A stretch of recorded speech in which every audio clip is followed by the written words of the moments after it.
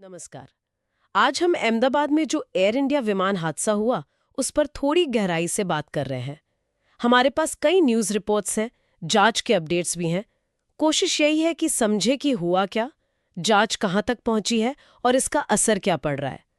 तो शुरुआत करते हैं उस फ्लाइट से ही, एयर इंडिया AI-171। हाँ, ये बोइंग 7878 ड्रीम लाइनर था, टेल नंबर VTANB। 12 जून 2025 दोपहर करीब 1:38 बजे अहमदाबाद से लंदन गैटविक के लिए रवाना हुआ। और टेक ऑफ के कुछ ही सेकंड्स में, मतलब मुश्किल से 650 फीट ऊपर गया होगा, तभी ये मेघानी नगर में वो जो बीजे मेडिकल कॉलेज है उसके हॉस्टल से टकरा गया। और टक्कर लगते ही बस एक भयानक आग का गोला बन गया पूरा विमान। ओह, कितना विनाशकारी था ये।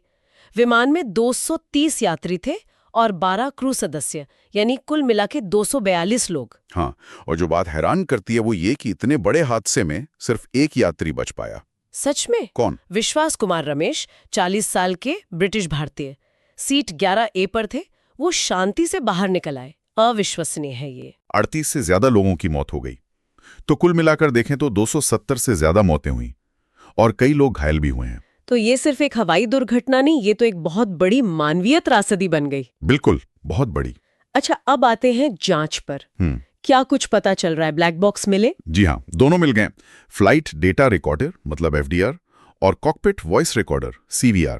CVR कब मिला? उसमें तो पायलट की बातें रिकॉर्ड होती है ना? हाँ, CVR 15 जून की देर शाम को मिला है और ये बहुत अहम है क्योंकि दुर्घटना से ठीक पहले पायलट का एक डिस्ट्रेस कॉल रिकॉर्ड हुआ है, मेडे, नो पावर। नो पावर मतलब इंजन बंद हो गए थे? ऐसा ही लग रहा है कि शायद इंजन ने एकदम से काम करना बंद कर दिया। इसीलिए जांचकर्ता अब engine thrust system, flaps, landing gear, fuel system, इन सब पर बहुत बारीकी से ध्यान दे रहे हैं। और वो इलेक्ट्रॉनिक कंट्रोल्स भी? हाँ बिल्कुल, इलेक्ट्रॉनिक नियंत्रणों की भी जांच हो रही है। तो क्या इसीलिए DGCA मतलब नागरिक उड्डयन महानिदेशालय ने भारत में जितने भी बोइंग 787 है सबके तत्काल निरीक्षण के आदेश दिए हैं? जी हाँ बिल्कुल, ये सीधा उसी नो पावर वाली आशंका से जुड़ा कदम है। एहतियात के तौर पर देखना चाहते हैं कि कहीं ये कोई बड़ी मतलब सिस्टमैटिक प्रॉब्लम तो नहीं है इन विमानों में। हाँ, ये जरूरी भी है। निरीक्षण में खास तौर पर इंजन और कंट्रोल सिस्टम्स पर ही फोकस है। अच्छा, इस पर प्रतिक्रियाएं भी तो आई होंगी।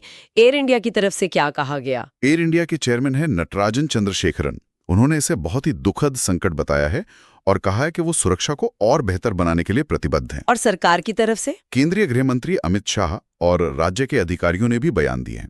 उन्होंने बताया कि बचाव कार्य कितना मुश्किल था, आग कितनी भीषण थी और पीड़ितों की पहचान के लिए DNA मैचिंग पर भी काम चल रहा है। ये तो भारत की बात हुई, ब्रिटेन में भी तो कई पीड़ित परिवार होंगे। हाँ हैं, और कुछ रिपोर्ट्स ये बता रही हैं कि वहाँ कुछ परिवार UK सरकार की प्रक्रिया से मतलब उसकी तेजी से थोड़े नाखुश हैं। ओह, हालांकि मदद के लिए टीमें तो भेजी गई है ना UK से? जी हाँ, सहायता टीमें भेजी गई हैं। तो अब आगे क्या लगता है? ये सारी जानकारी मिलाकर देखें तो क्या तस्वीर बनती है? देखिए, सबसे अहम तो वो ब्लैक बॉक्स का डेटा होगा, खासकर CVR, पायलट की वो आखिरी बातचीत, वो मेडे कॉल।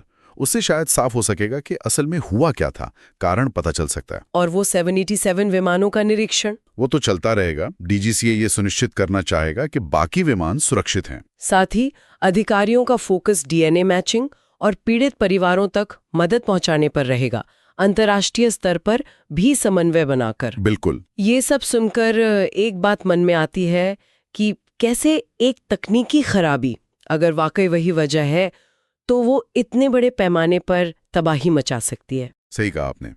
और ये हमें एक अहम सवाल की तरफ ले जाता है। क्या? कि भविष्य में ऐसी त्रासदियों को कैसे रोका जाए।